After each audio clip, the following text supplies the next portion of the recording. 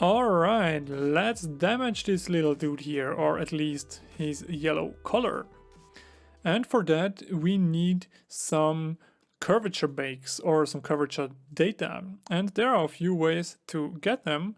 So one way is to use the Modo Baker here, the bake section, but the Modo Baker is slow. And when I say slow, I mean slow. It's super slow. Maybe for a match like this, it would work within a few hours, I guess, or so. But yeah, it is super slow. So there are a few ways to get them a bit faster. So there are free tools out there. There are paid tools out there, Mighty Bake or Marmoset Toolbag. Arnold Render can do it, I guess. V-Ray or all the render engines can do some bakes. I baked some of these maps, like the AO and curvature, with a tool and have it here available in the project files. Here the bakes. Here we have the AO and the curvature, but Mari has also some nodes which are doing them this stuff in real time, and sometimes they work well and sometimes they don't work well, but it's worth a try. And we can look what the curvature one is doing. So press tab on the keyboard, type in curvature, and autosave is kicking in. Great, thank you. And we can look through this node, pressing 2 on the keyboard. 2 on the keyboard, yeah, let's go for the output. And it doesn't look too bad, to be honest. I think we can try. We can try it out and see what we are getting, and if it doesn't work, we can still load the bakes, which will work, of course. So I think we can use it. So let's go here, and the first thing we insert a bake point. Why a bake point? The bake points has something really cool going on, and these are the filters. So here, first bake it, goes anyway pretty fast, and done. We have here the filters. So add here a filter by pressing on it, add filter, and we want to use here the Gaussian. So it will blur a bit here the edges and the pixel data. Maybe something like that is fine. Apply. And we are ready to go. So first thing first, let's insert here a levels node so we can adjust later the midpoint, and a merge node, and we need another levels node. Okay, let's see if we have a texture which we can feed in here. No, we don't have one, but I guess I have one here in the texture source section. This one looks not too bad. Maybe this one as well. I think we can load this, all of them in.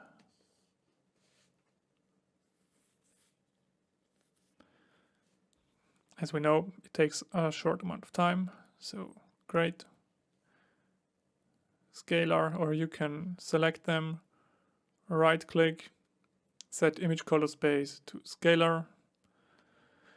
And we can try out, yeah, let's try out this one. This one is anyway from my texture pack, which you can find on my Gumroad. Ooh, shameless advertising here in the Foundry video. I hope they don't want to kill me because of that. So drag and drop it here into the over slot, and we will get this one here. Let's tile a bit more. The texture itself isn't tileable, but for this purpose where we are using it, it doesn't matter that much. So we don't want, we will not see that much of stuff like that later on when we are doing the mask itself. I think that's cool, but we want to overlay it. Overlay the blend mode sent by gods. Okay, so now we need to crunch here this map. So double click here, and here it's important to have it as clamped, so we don't get some negative values or values way over 1. And crunch it.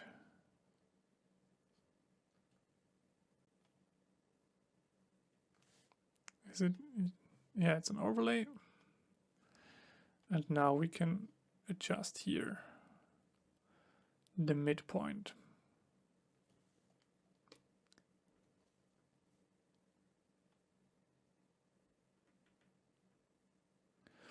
Now it's a bit of playing around, so it's a bit different on every texture, it's a bit different on every geometry you have. We can also tile it a bit more. Let's go maybe for 6 times.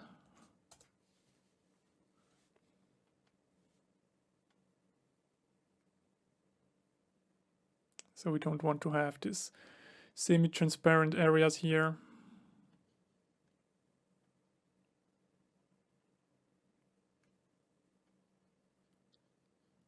It also depends how much blur we inserted here on the bake point. So if we give a bit less blur, it will be a bit smaller. So we can adjust this one here, bake point, filter, edit filter, and make it a bit smaller. So a few more edges are coming through here.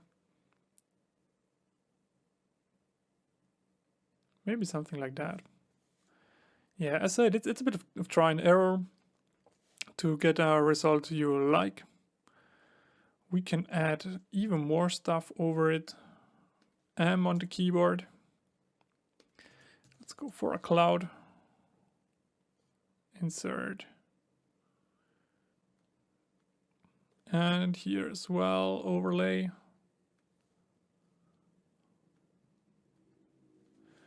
And play here a bit with the settings.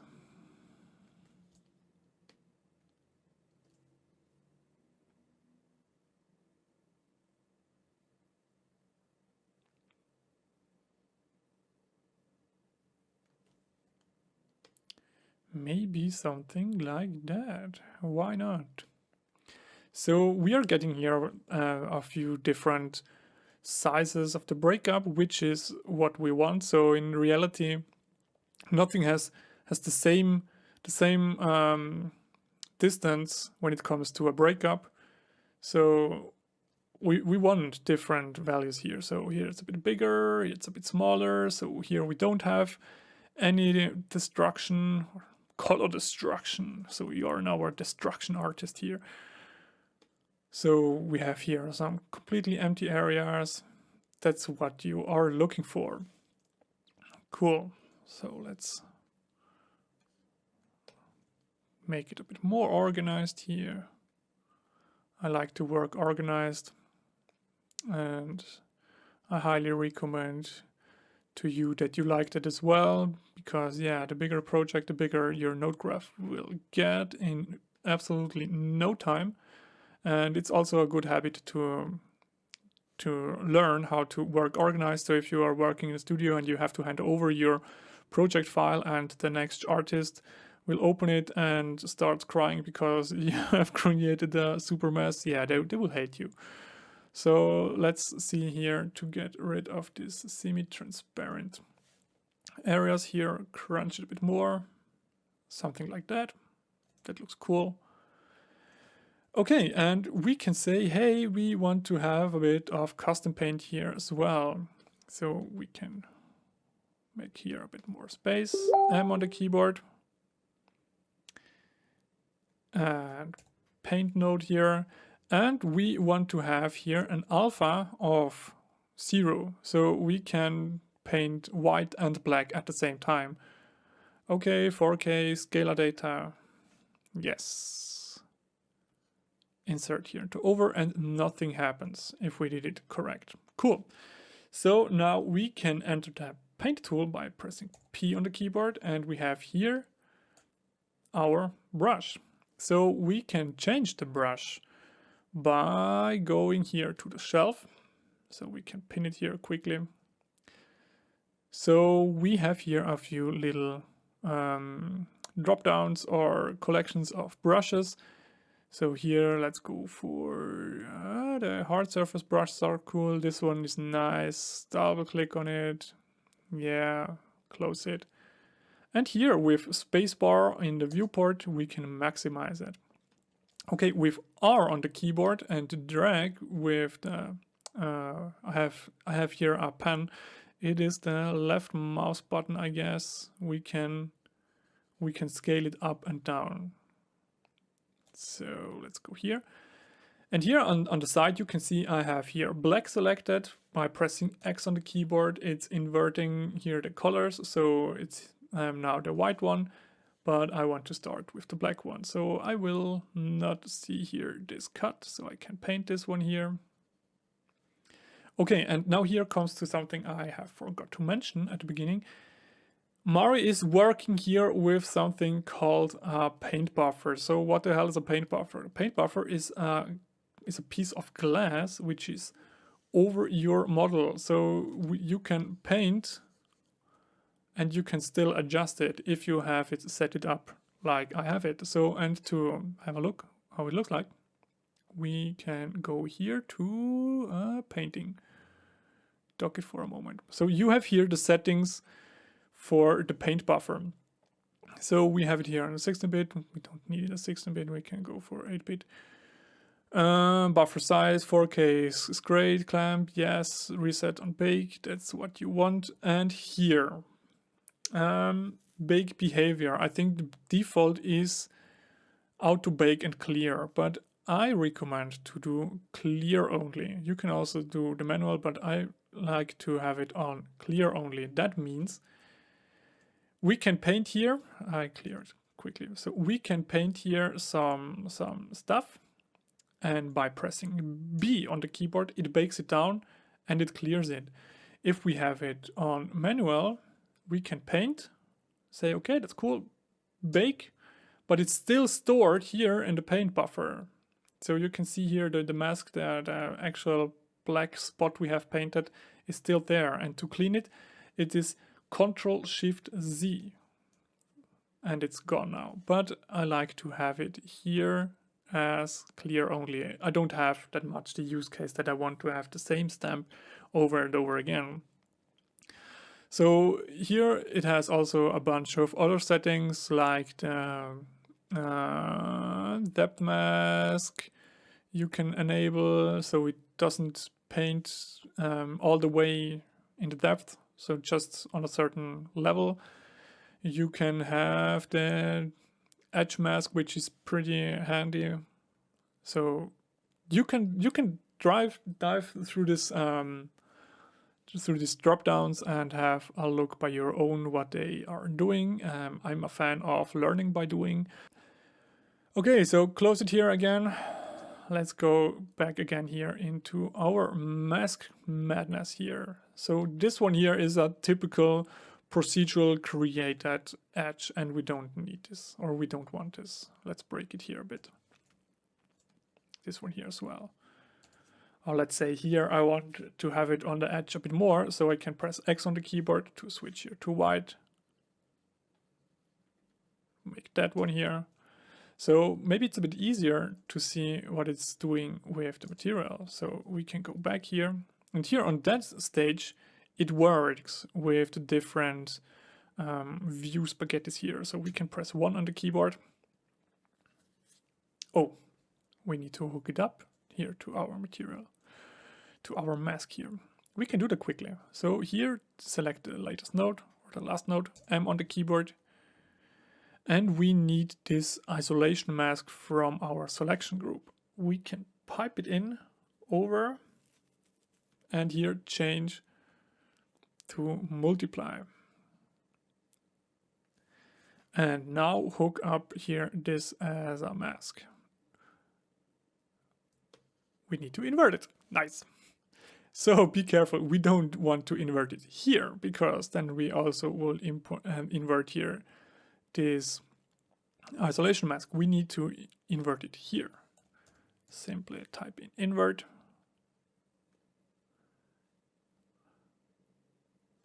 Now here we go. Look at this nice mask here. So now we can paint some stuff until we are happy. So let's say, hey, let's make it a bit bigger here. Here I want to have it a bit more damaged here. And now you can see it a bit better. Now I can still move here the paint buffer and say, okay, now I like this one here a bit more, and now press B on the keyboard and it bakes it down. Pretty nice.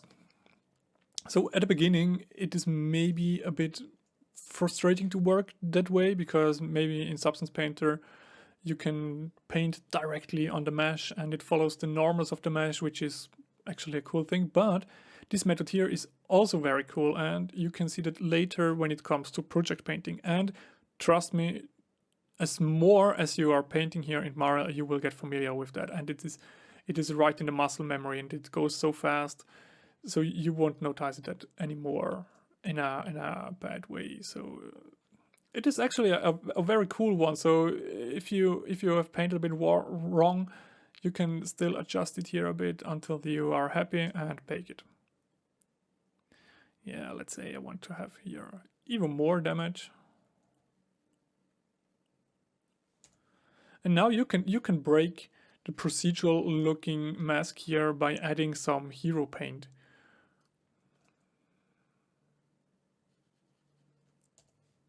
I can do that the whole day. I like that a lot.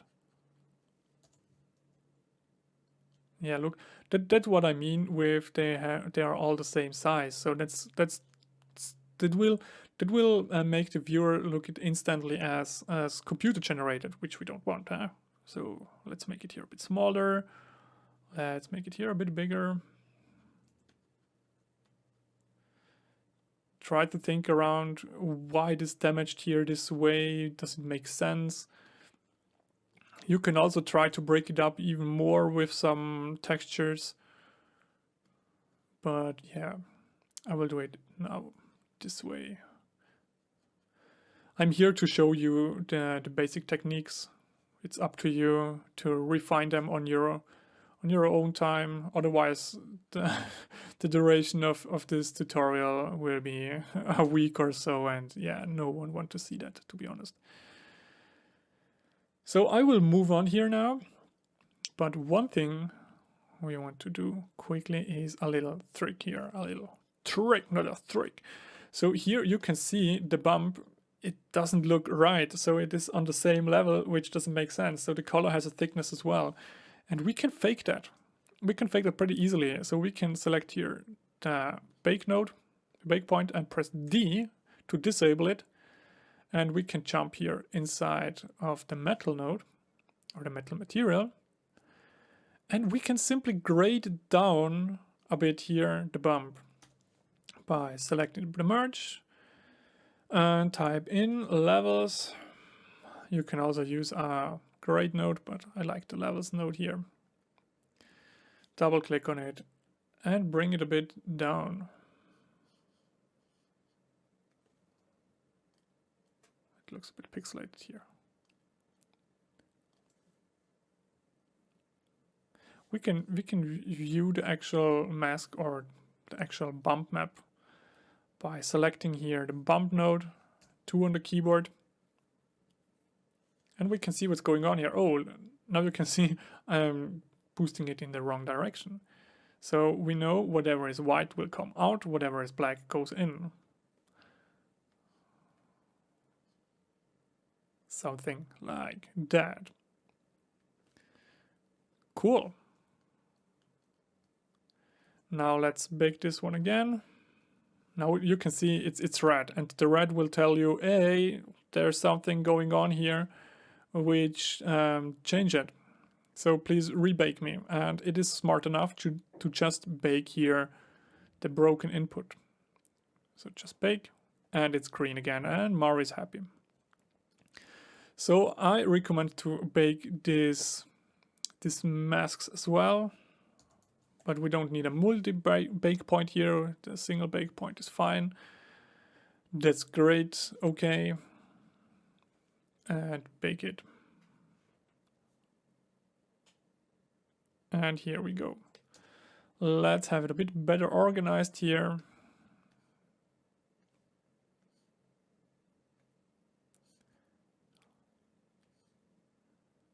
And we want a backdrop.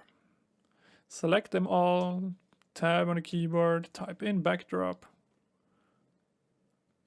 and rename it to something like edge damage. We can give them a cool color or not, whatever you want. And as I said, I like to have my mask stuff right over the merge, so I can see that's driving here, this one here. So yeah, we can view here our shader again.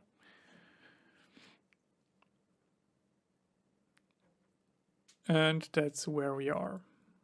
We get a little bump here.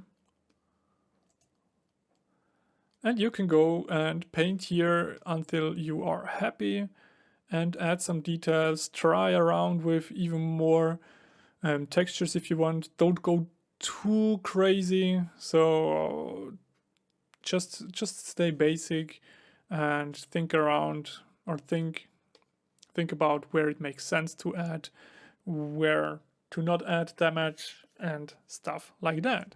And we see you in the next video.